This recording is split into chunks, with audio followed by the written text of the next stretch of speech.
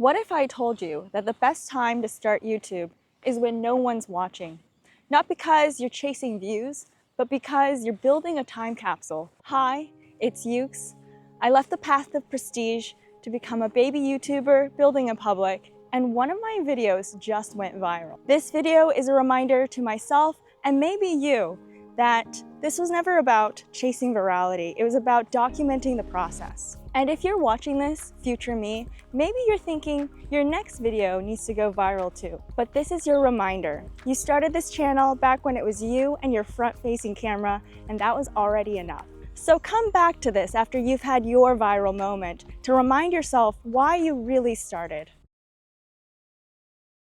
In this video, I'll share why documenting your life is the best thing you can do for your future self, even if no one watches. I do think that posting on YouTube can be a form of video journaling. Just think about it this time.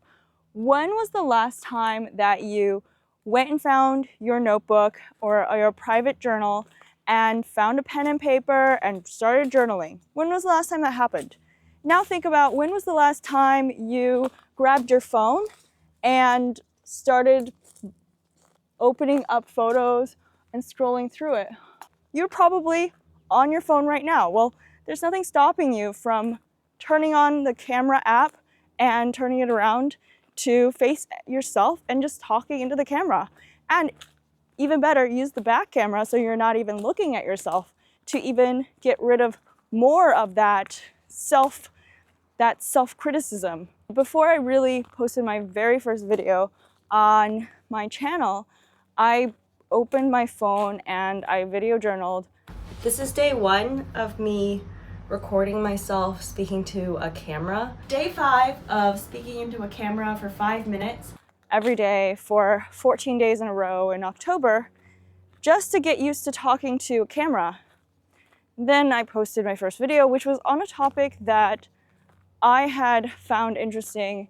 It has nothing to do with what I talk about now. It was just about how I stopped touching my hair, which was a nervous habit that I had for a long time. So, and sometimes still have. So yeah, that video did okay because I think it was solving a real problem that people had, because I had that problem. You'll also just get better at thinking aloud because you're doing it in front of the camera. You're gonna get a lot more practice at it.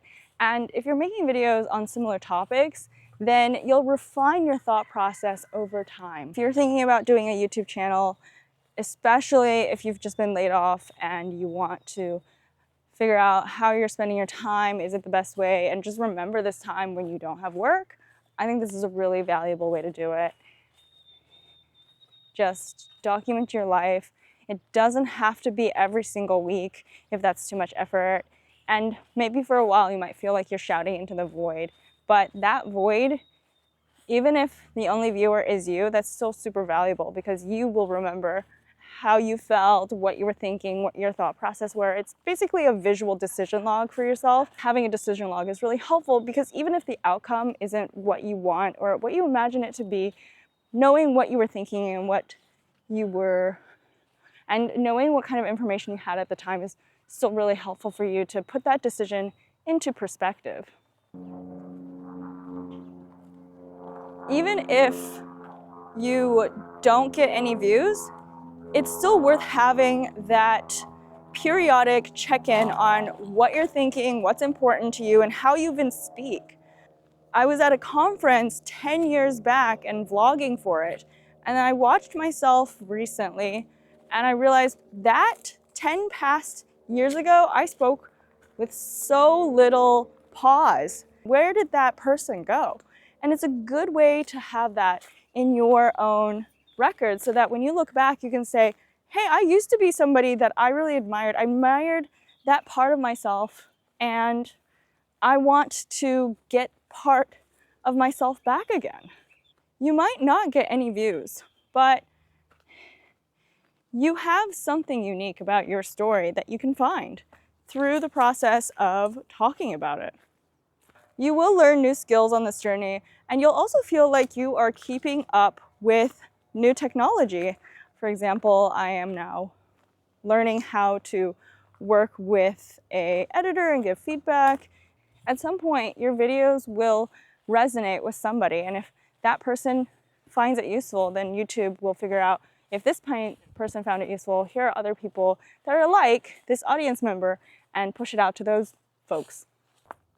It's been a really great way to keep accountable for setting goals. People love a journey, people love a series, people love just checking in to see, you said that you wanted to reach some goal at the end of some time period, and did you reach it? For example, I love job hunt videos because I'm following along on that person's journey. Are they going to get the job? And usually by the end of the series, they do. And it's always heartwarming to see that they worked hard and they got something. The first time I ever tried to document my life, it was actually writing. I used to write a blog that I would put on Facebook for all of my Facebook friends to read. And I would get 300 views on that blog. I feel so satisfied. I didn't know who they were, but it was really satisfying to see those numbers.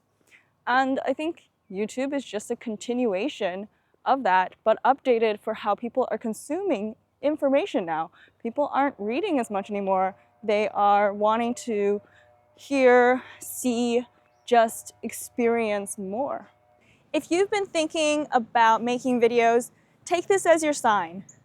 If you've just had your first viral video or you're hoping for one, come back to this message. Keep focusing on why you're sharing your story and documenting your life.